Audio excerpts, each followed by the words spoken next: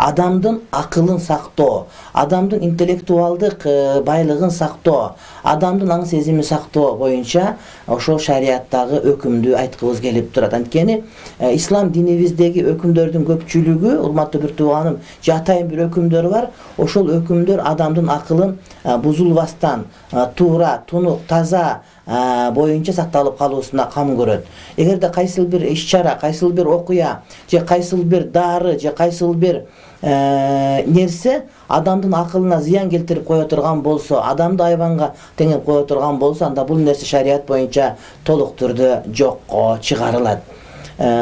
Кур'ан-ы Каримде акыл жөнүндө, акылга байланыштуу, урматтуу бир тууганым, 50 жерде, 50ден ашык жерде ошол сөз келген. Мисалы үчүн Кур'ан-ы Каримдин Ра'д сүрөсүндө акылдын чоң бир жакшылык экендигин, адамга берилген бир бактылуулук экендиги жөнүндө Кудай Таалам айтат: "Инна фи залика лааятин ликауми яқилун." Албетте мына ушул нерселерде акыл жүрүтүүчү, акылды иштетүүчү адамдар үчүн, коомдор үчүн чоң бир аят белгилер бар дейт. Анткени Кур'ан-ы Каримдин өзүндө, жаратылыштын өзүндө, адамдын жаратылышынын өзүндө, айлана чөйрөнү курчап турган табияттын өзүндө дагы, урматтуу бир тууганым, акыл эстүүлөр үчүн ар кандай аят белгилер бар дейт. Чындыгында көп адамдар, урматтуу бир тууганым, мына акыл эстетпегендиктен өзүнүн айланасында болуп жаткан окуяларга маани бербей, күндөн күнгө алданып жаткандыгын кээде билбей калат. Адамдардын аз гана бөлүгү акыл эстүү болуп, ошолор болуп аткан окуяларга өздөрүнүн туура басым берип, туура жыйынтыгын бергенге, урматтуу бир тууганым, аракет кылышат. Ошондуктан Кур'анда, Кур'ан-ы Каримде Кудай Таалам айтат, ошол болуп жаткан нерселерге акыл иштеткен адамдар, булар ошол жакшыдандар деген мааниде келет. Ал эми башка бир аятта, бул Анфал сүрөсүндө акылды иштетпегендердин, акылы жанагыдай мындай бир жапжаңы ойдон сакталып тура берген, масло ойдон сакталып тура берген адамдар жөнүндө айтат: "Инна шаррад давабби индаллахи ас-суммул букмул лазина ла яқилун." Суммул букмул лазина ла яқилун. Албетте Аллахтын алдындагы түрүүлөрдүн ичинен эң жаманы кулак укпаган, тили сүйлөбөгөн жана акыл иштетпегендер деп айтат да. Бир нерсени, жаман нерсени, туура эмес нерсени көрүп туруп, ошону көрмөксөн болуп калып, же көрүп туруп көрбөй калган адамдар бар. Ага көрүш керек эле, аны айтыш керек эле. Ошондой эле кээ бир нерсени билип туруп сүйлөбөгөндөр бар. Акыйкатты сүйлөбөстөн, мамлекет урдалып атканын көрүп, башканын урдалып атканын көрүп, же элдин бузулуп атканын көрүп, үммөттүн бузулуп атканын көрүп, элдин келечеги, мамлекеттин келечеги кыйынчылыкка дуушар болгонун көрүп туруп сүйлөбөй койгондор бар. Мына ошолордун бардыгынын кылган ишинин туура эмесин айтып, жана ошондой эле акыл иштетпегендер да Кудайдын астында эң жаман түрүүлөрдүн катарына кошуларын далилдейт. Демек, урматтуу бир тууганым, мына ошол акылды иштетип, аны туура жолго багыттоого сөзсүз түрдө биз аракет кылуубуз керек экен. Ал эми андан башка, мисалы үчүн кээ бир аяттарда айтылат. Мисалы үчүн Мүлк сүрөсүндө келет: "Ва калу лау кунна насмау ва нaqилу ма кунна фи асхабис саир." Алар айтышат, эгерде биз кулак салганыбызда, же акыл иштеткенибизде биз тозокко түшпөгөн болор элек дейт.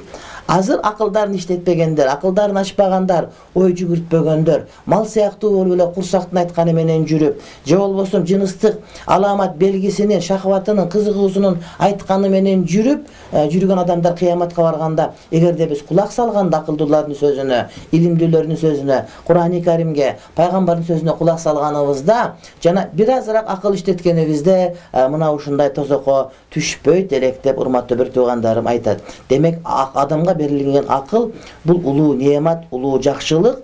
Ошондой эле адам өзүнүн акылы менен Кудай Тааламды таанып, жана өзүнө пайдасы келе турган иштерди аткарып, өзүнө зыяндуу иштерди, урматтуу бир тууганым, эмне өзүнөн алыс кылар экен. Чындыгында ислам дини адамдын акылын сактоо максатында, акылга зыян жеткире турган, ошондой эле аны алсыз кылып кое турган нерселердин бардыгынан, урматтуу бир туугандарым, алыс кылган.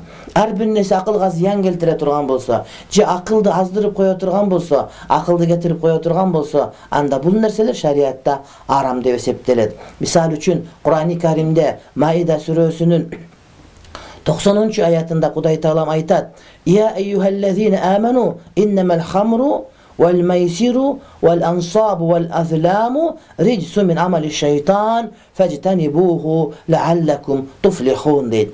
Bu o iman keltirgenler elbette arak jana kumar oyundары ошондой эле жанагыдай бутпарас таштар сыйла турган Кудай деп. Андан сырткары пал ача турган чөптөрдү, карталарды, ошолордун бардыгы бул ыплас өтө булганыч жана амалдын шайтандын амалынан болот, шайтандын иши болот. Ошондой эле ушулардан сактангыла, эгерде силер сактансаңар балким кутулуп каларсыңар дейт. Демек мына ушул аятта адамдын акылын уурдап кое турган, адамдын акылын жоготуп кое турган арактын арам экендиги, ошондой эле адамдын акылын алсыз кылып коюп туруп, бир мындай бир айван сыяктуу даражага түшүрүп кое турган көз ачыктарга, бакчыларга баруунун, кумар ойногондун дагы эң арам экендигин айтып, анан балбал таштарга, арбактарга, мазарларга, таштарга сыйынуунун арам экенин айтып туруп, булардын бардыгы шайтандын иши, ошондон алыс болгула дейт. Демек, араб тилиндеги арак деген сөз бул хамыр деп айтылат дагы, анын түздөн түз мааниси бул жанагыда башты жаап коюу, тосуп коюучу деген нерсеге келип такалат да. Ошондой эле пайгамбар алейхиссалам айтат: "Наха Расулуллах саллаллаху алейхи ва саллям ан кулли мускирин ва муфаттирин." Пайгамбар алейхиссалам ар бир мас кылуучу жана адамды бошотуп жиберүүчү, адамды алсыз кылып жиберүүчүдөн тыйган дейт. Демек, наркотиктер, жанагыдай бир наша чегип аткандар, же болбосо ошондой бир энергетика ичимдик ичип аткандар, ошолордун бардыгы барып отуруп адамдын акылына, аң сезимине доо кетире турган болсо, булардын бардыгы урматтуу бир тууганым арам болуп эсептелет.